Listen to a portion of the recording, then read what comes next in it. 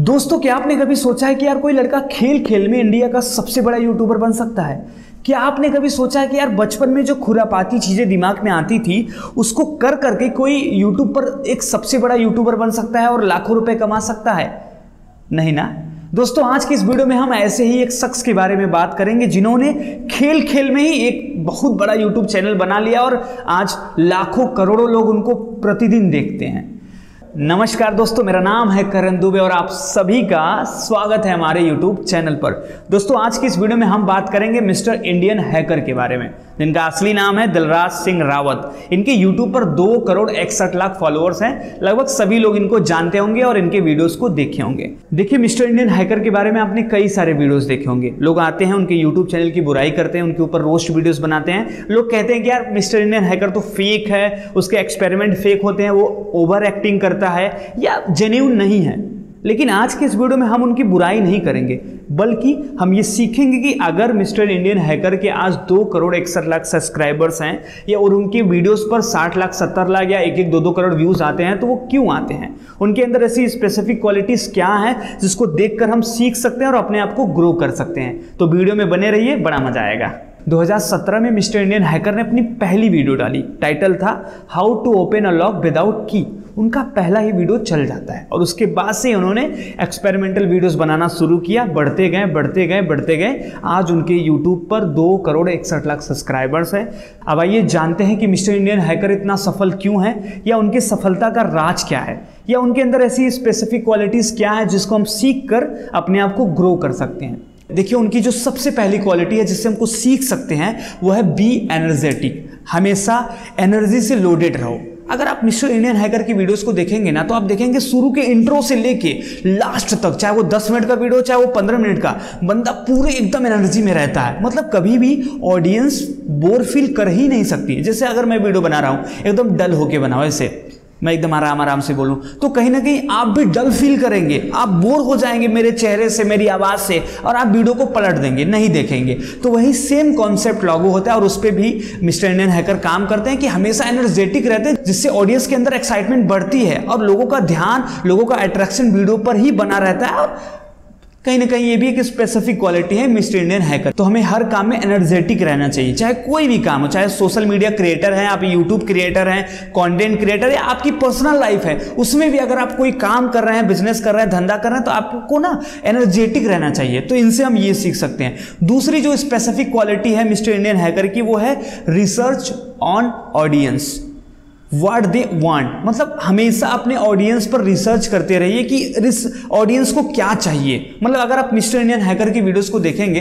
तो वो वैसी चीजों को ही अपने वीडियोस में लाके पटक देता है जो कि आम जनता के दिमाग में चलता रहता है। जैसे मेरे ही दिमाग में चल रहा है कि यार स्प्राइट में नींबू डालूं तो कैसा होगा, अगर साइकिल का पहिया रिंग का ना होकर, लोहे का ना होकर, ग्लास से बना हो तो क्या होगा। ऐसी ही खुरापाती चीजें जो हमारे और आपके दिमाग में चलती रहती है, मिस्टर इंडियन हैकर उस पर रिसर्च करते हैं, ऑडियंस पर रिसर्च करते हैं। जो आम जनता के दिमाग में चीजें चलती हैं वो पट से उसी को अपने वीडियोस में लाकर दिखा देते हैं, जिससे जनता रिलेट करती है कि अरे यार ये तो मेरे मन में चल रहा था, फिर भी मिस्टर इंडियन हैकर ने इसको अपने वीडियो में डाल दिया। तो ऑडियंस का जो रिलेशन है और जो मिस्टर इंडियन हैकर का रिलेशन है वो आपस में मजबूत होता है, बढ़ता है। तो हमें भी अगर हम कोई भी काम कर रहे हैं तो हमको पहले सामने वाले की नीड जाननी चाहिए, सामने वाले का डिमांड जानना चाहिए, सामने वाले के ऊपर रिसर्च करना चाहिए। कोई भी क्रिएटर हो, किसी भी तरह का क्रिएटर हो, उसको ऑडियंस के ऊपर अपनी रिसर्च करनी चाहिए। और यही चीजें आज मैंने मिस्टर इंडियन हैकर से सीखी और आपको भी सीखनी चाहिए।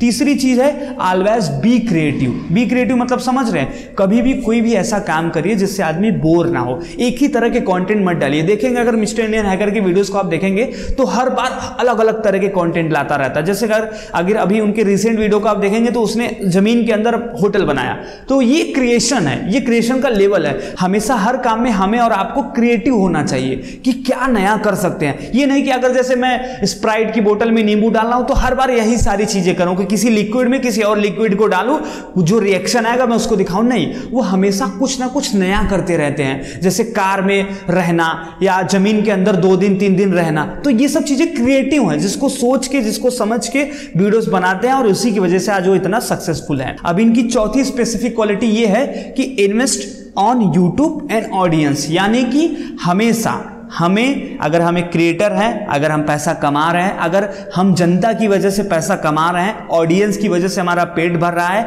हमारा नेम और फेम बढ़ रहा है, तो हमें उनके ऊपर भी पैसा खर्चा करना चाहिए। कैसे? अब ये नहीं कि हमको सब्सक्राइबर को 10,000 5,000 रुपए ऐसे बांटने हैं, नहीं।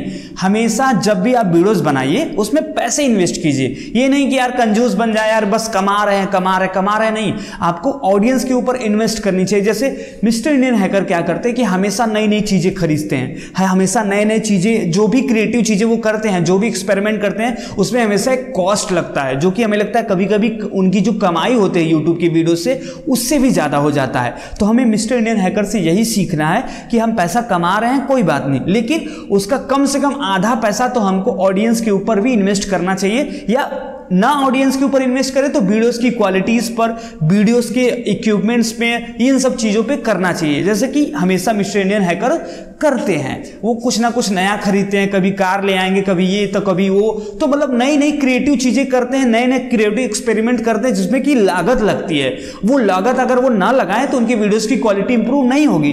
तो ये हमेशा हमको सीख के चलना है कि हमको जितना भी पैसा कमा रहे हैं उसमें से कुछ हिस्सा हमेशा ऑडियंस और यूट्यूब पर, अपने वीडियो पर भी इन्वेस्ट करना है। इनकी जो 5वीं स्पेसिफिक क्वालिटी है जिससे हम कुछ सीख सकते हैं वो है attractive and clickbait thumbnails and attractive titles. देखिए क्लिकबेट क्या होता है? क्लिकबेट यानी कि ऐसी चीजों का थंबनेल और पोस्टर बनाना जो कि बहुत ज्यादा वीडियोस में ना हो या नाम मात्रा हो, लेकिन फिर भी ऐसी थंबनेल्स बनाया जाए जो कि कैची हो, लोग उस पर आए, क्लिक करें, जो कि हो सकता है कि वीडियो में हो भी ना।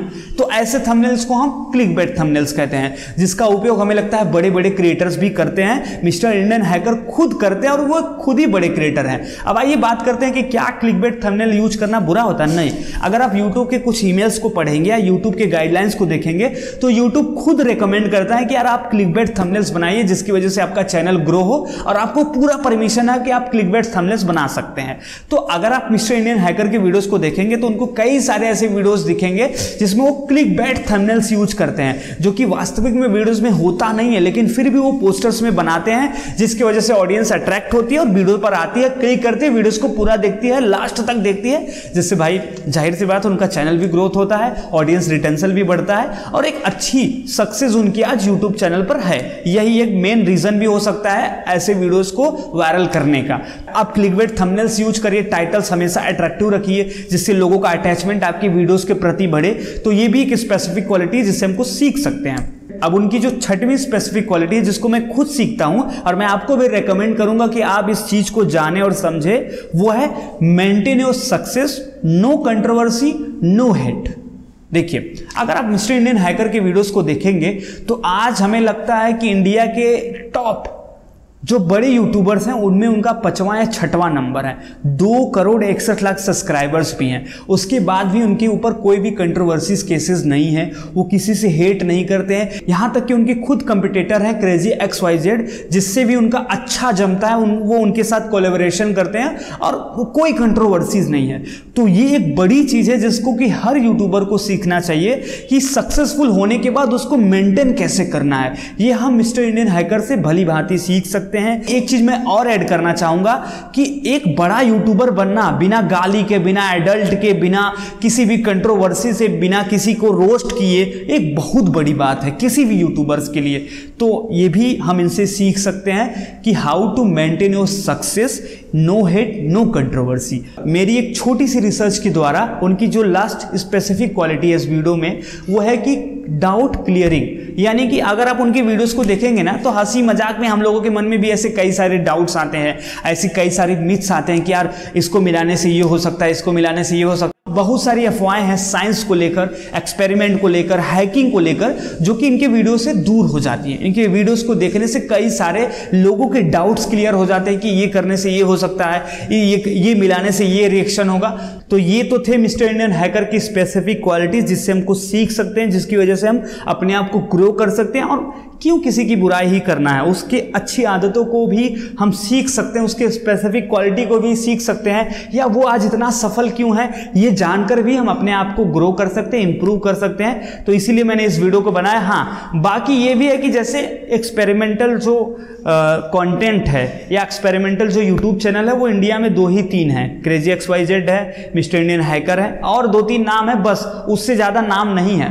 तो मैं इस वीडियो को इसलिए भी बना रहा हूँ कि जो भी बंदा मिस्टर इंडियन हैकर जैसा बनना चाहता है, उस तरह के कंटेंट बनाना चाहता है, वो इन पॉइंट्स को देख के और अपने पॉइंट्स को नोट करके कुछ नया क्रिएशन करके यूट्यूब चैनल बना के अपने आप को ग्रो कर सकता है। काफ़ी अच्छा एरिया है और कहीं ना कहीं कंपटीशन भी बहुत कम है। तो दोस्तों आज के लिए बस इतना ही। आप सभी को ये वीडियो कैसा लगा हमें कमेंट बॉक्स में ज़रूर बताइएगा। और हाँ, अगर आप भी चाहते हैं कि मेरी अगली वीडियोस में कोई ऐसा क्रिएटर आए जिसका नाम आप हमें बताना चाहते हैं या रेकमेंड करना चाहते हैं, तो वो भी आप हमें कमेंट बॉक्स में बता सकते हैं। बाकी अगर ये वीडियो कैसा लगा इसको आप लोग शेयर करिए, बताइए, कमेंट करिए। और मैं मिस्टर इंडियन हैकर के ऑडियंस से भी अपील करना चाहूँगा कि यार मिस्टर इंडियन हैकर तक ये वीडियो को पहुँचाओ, इसको सर्कुलेट करो, और मैं भी प्रयास करूँगा कि आगे चल के मैं मिस्टर इंडियन हैकर से मिलूँ, उनका एक इंटरव्यू करूं। कोई पैसा वैसा हमको नहीं मिला है मिस्टर इंडियन हैकर से कि मैं उनकी आज इतनी अच्छाई बता रहा हूं। मैंने तो एक केवल कहीं ना कहीं ट्यूटोरियल वीडियो बनाया जिससे आप लोग कुछ सीख सकते हैं। तो अभी के लिए बस इतना ही।